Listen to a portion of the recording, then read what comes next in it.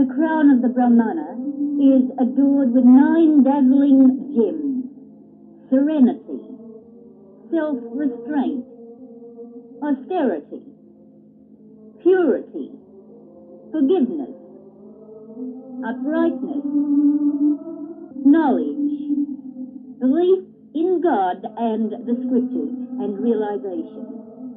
These are the 9 duties of the Brahmana. O Brahmins, these are the caste marks that the Lord has imposed upon you. Introspect and analyze yourself. Are you putting on these divine caste masks every day? Have you cultivated the quality of serenity? Only in a serene mind will the light of God descend. Self-restraint ought to be your second nature, and austere should be your life, not one given to luxury. Be pure in word, thought, and deed. Become an embodiment of forgiveness. Bear insult, bear injury. Be truthful, honest, straightforward in all your dealings with the world. Acquire spiritual knowledge. Attain self-realization. Have unshakable faith in God and the scriptures. Then you are a Brahmana in all truth. Do not be led astray with a false idea that religion and yoga are queer things unconnected with normal healthy life on earth. This misconception arises because you have no knowledge of your true relationship with God and the universe. You think that you are like a pebble on a vast shore, different from all other pebbles. No. Rather, you are part of a living organism, and that organism is the universe.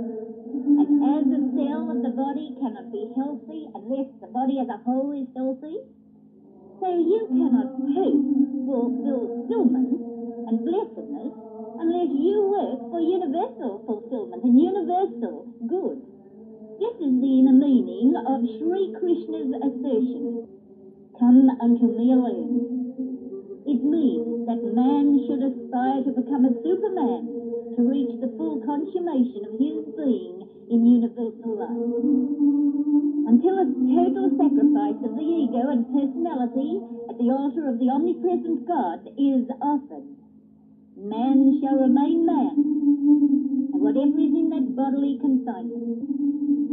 Yoga is the science of right living. It has nothing to do with any religious belief or traditional faith, colour, caste, vocation or class. Yoga is neither belonging to the East nor to the West, but to humanity in general. Krishna is not merely a Hindu god. He is a representative of the inner reality, which is in all, without difference. A yogi can be in every walk of life, at every stage of life, for yoga admits of varying degrees. But to have a wider, deeper, more inclusive insight into one's being and consciousness is the aim of yoga. And this is the aim of all human existence. And yet man wastes his life. He gets to the end of life, and he finds he's wasted his life because in the beginning he didn't have an ideal. You must have an ideal. You must have a plan of action for attaining your ideal. And you must have a solid background of thought. And that solid background of thought must be God. For God is the only reality, the living reality.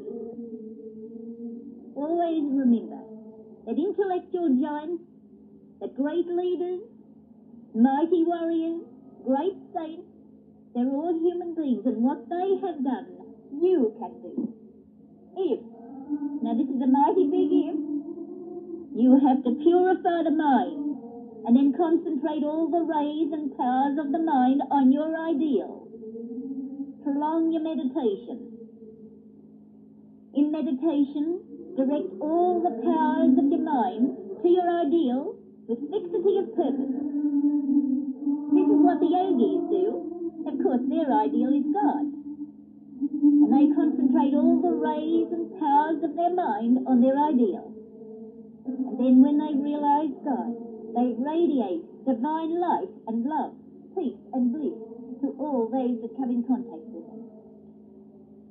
The main thing is always try to identify with the spirit.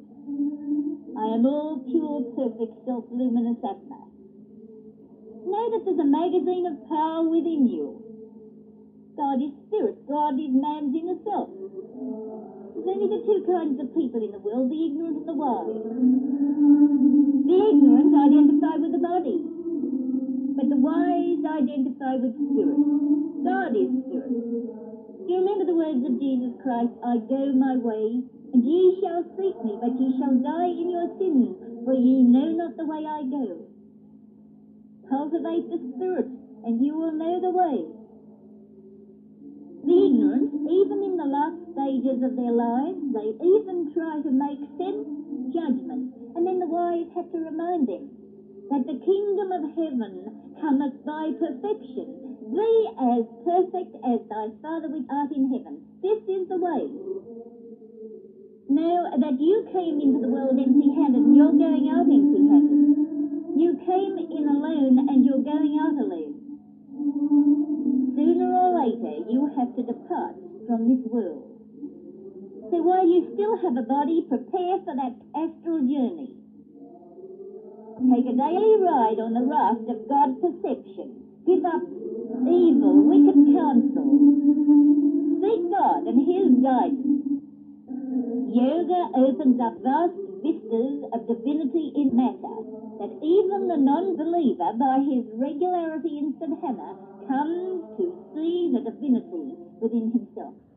And this is the message of all saints and sages all through the ages.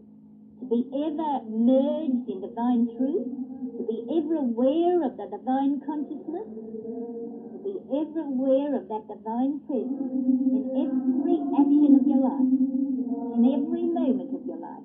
This is divine life here on earth. Egoism, hatred and jealousy, clinging to life, and desire are your afflictions. Now, neither action nor inaction based on egoism is right. Adhere to the subtle middle path of egoless action. Feel that you are an instrument in the hands of the Lord, that God carries on the activities of this world by making all beings, by the power of His Maya, dance to His tune. In the Holy Scriptures, the Blessed Lord says, this divine power of mine is difficult to transcend, and it's only those that stick resolutely at my feet who can realize me. So look neither to the right nor to the left, but look straight into the radiant face of the Lord.